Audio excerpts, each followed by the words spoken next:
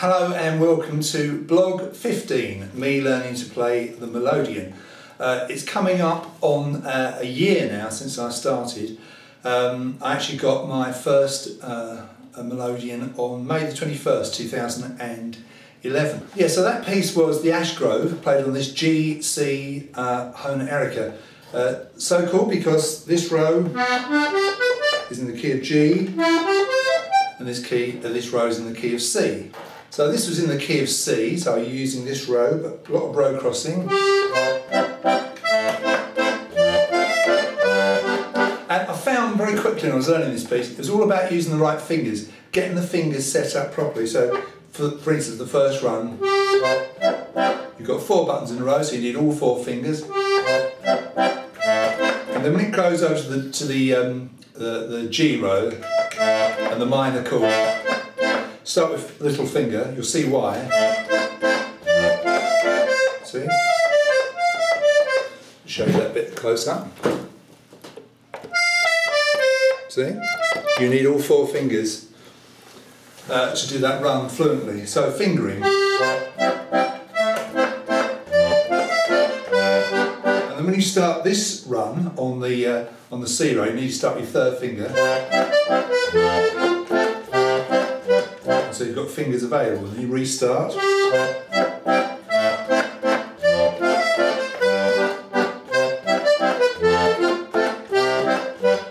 Now this next bit of a nightmare.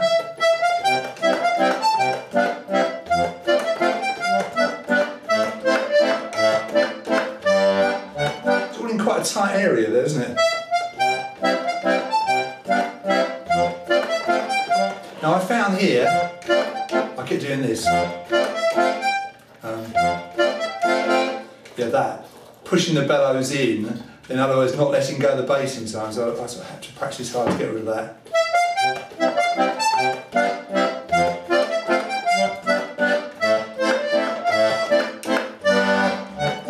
And because there's 2 ways of playing, you can play it sort of very staccato. When you do these, where it's all in one direction, or you can go. I actually quite like the sustaining legato feel to that. Let it blossom a bit. So lots of little staccato bits here. If you don't know what staccato means, it means kind of short, stabby, detached. You'll see little dots over the notes if you're reading music.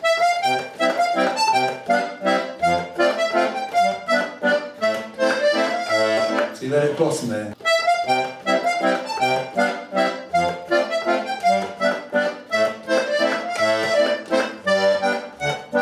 Because you've got to remember there, that end of the Melodeon, it's kind of unnatural, isn't it?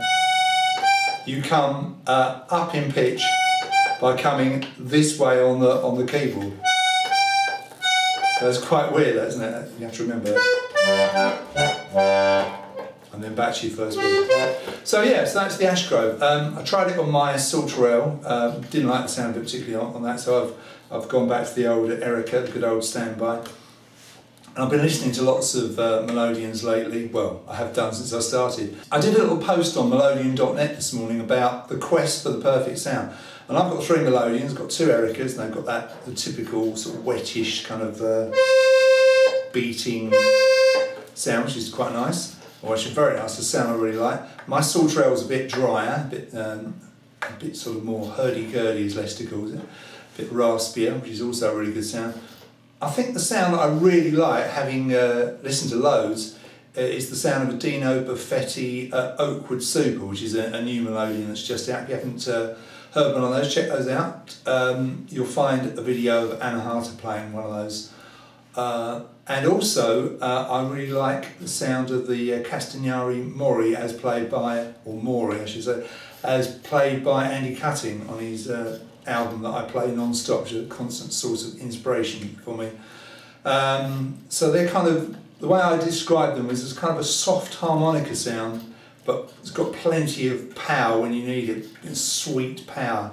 But they are, you know, pretty crazy money. Although having said that, my Connemara 3, I think the full recommended retail on that is about 3,200, which is, I didn't pay that for it, but it's pretty crazy, isn't it?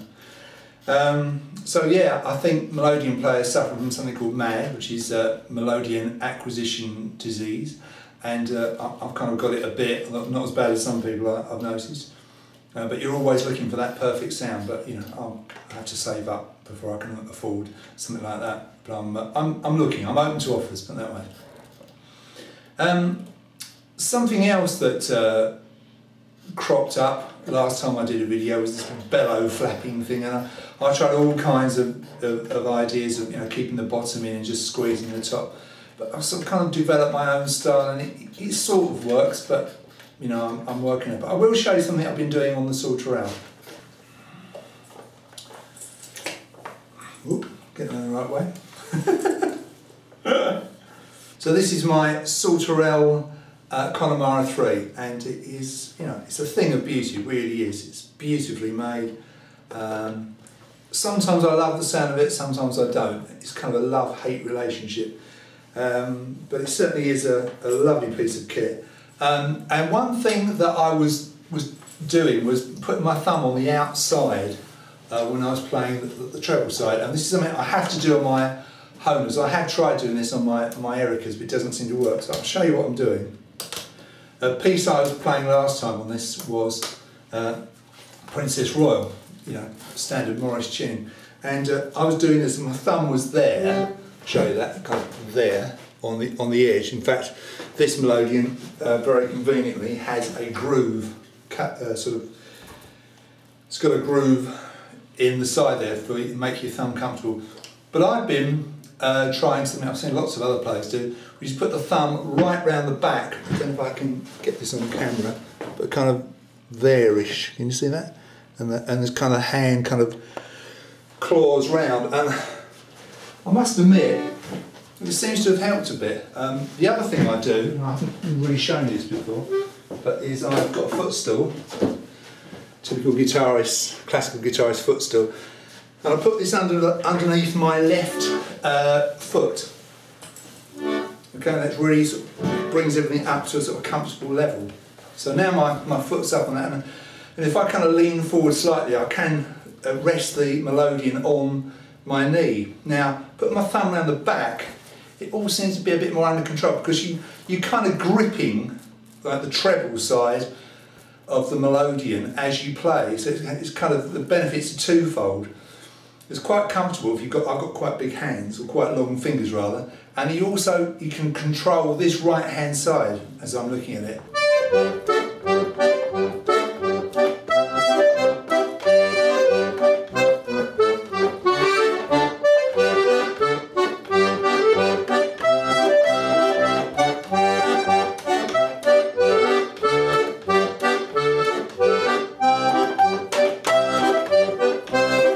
So I mean, it doesn't flap around so much. I can keep the bellows a lot tighter. So I think it's horses for courses. On this particular box, I think I'm going to adopt the thumb round the back approach, and I'm kind of clawing the fingers around that way. Well, I can't sort of really show you that. But for my Ericas, it's probably going to be the old thumb on the outside. I have tried the thumb round the back. Doesn't seem to work quite so well, but it's probably because of the arrangement of the straps. George Garside, who I learnt from via his book, suggested 2 straps, and I've always found that comfortable. I have tried the one strap, this kind of arrangement, one strap on the right shoulder. The strap's not really set long enough, but you have a slightly longer strap, and going forward like that. But you know, for me that doesn't work. But as I say, you know, we're all shapes and sizes. I'm definitely a pretty weird size. I'm very tall, as my name implies, 6'4". Got very long fingers, so I'm not exactly standard stock size. So you know, you do what works for you. And as I've said before, I think there aren't any rules. You just do what works for you, and if it sounds nice, well, that's it. That's great, isn't it? Who really cares? You know, you've only got yourself to please. Yeah, just going back to the Ashgrove for a moment, while I've got my Saltarelle here.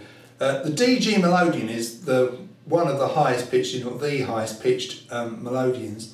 And if you use these high reeds, or they may be high or maybe medium, I'm not quite sure, but anyway, they're certainly the highest on here. You can play the same buttons. Obviously it's the same tune, but it's been transposed up a fifth. So you've gone from the key of C, the way I play it, up to the key of G. So I'll give you a bit of that.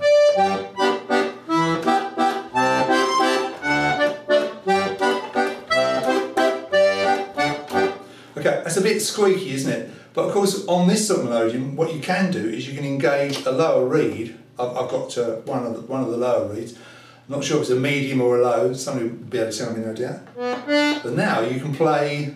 You've now dropped it down from the key of C down to the key of G. So you've dropped it down a fourth.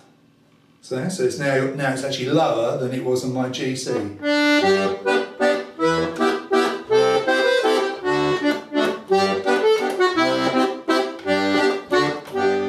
So that's quite nice, and that's a thing to remember. If you've got the use of the reeds, and that's the beauty of these more expensive Melodions, you can switch reeds in and out. What starts off as a bit of a squeaky old thing turns into quite a nice mellow sound. Having said that, I still prefer it in the key of C on my Erica, but it's just something, you know, you might be might help if you're contemplating buying another Melodeon and you want to buy another DG where it's all going to be high pitch. Well, of course you can cut those higher pitch reeds out and play lower down. Let's try the other bit.